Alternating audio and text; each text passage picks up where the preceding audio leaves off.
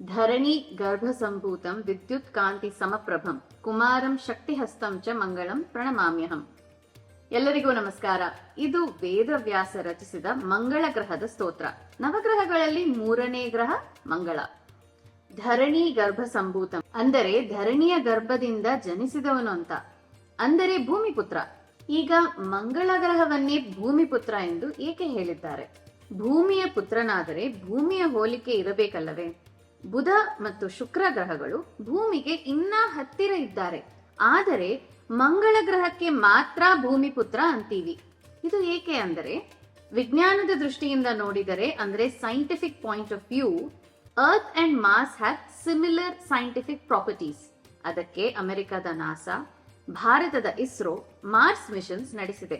ಮಂಗಳ ಗ್ರಹದಲ್ಲಿ ಜೀವನದ ಸಾಧ್ಯತೆ, ಪಾಸಿಬಿಲಿಟಿ ಆಫ್ ಲೈಫ್ ಹೆಚ್ಚಾಗಿದೆ ಎನ್ನುವುದು ಆಧುನಿಕ ವಿಜ್ಞಾನದ ನಂಬಿಕೆ. ಬಹುಶಃ ಇದರಿಂದಲೇ ನಮ್ಮ ಋಷಿಗಳು ಪ್ರಾಚೀನ ಕಾಲದಲ್ಲೇ ಮಂಗಳ ಗ್ರಹವನ್ನು ಭೂಮಿಪುತ್ರ ಅಂತ ಕರೆದರು.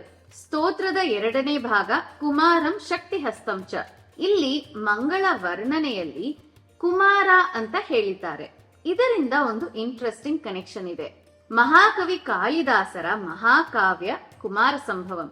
ಇಲ್ಲಿ ಕುಮಾರ ಸಂಭವಂ ಅಂದರೆ ಕಾರ್ತಿಕೇಯನ ಜನನ. ಮಂಗಳ ಗ್ರಹಕ್ಕೆ ಕಾರ್ತಿಕೇಯನಿಗೂ ಏನು ಸಂಬಂಧ? ತಾರಕಾಸುರನ ಸಂಹಾರಕ್ಕಾಗಿ ಕಾರ್ತಿಕೇಯನು ಸೇನಾಧಿಪತಿ ಆದನು. ಜ್ಯೋತಿಷ್ ಶಾಸ್ತ್ರದಲ್ಲಿ ಸೂರ್ಯ ರಾಜ, ಚಂದ್ರ ರಾಣಿಯಾದರೆ ಮಂಗಳ ಗ್ರಹ ಸೇನಾಧಿಪತಿ ಆರ್ ಕಮಾಂಡರ್ ಇನ್ ಚೀಫ್.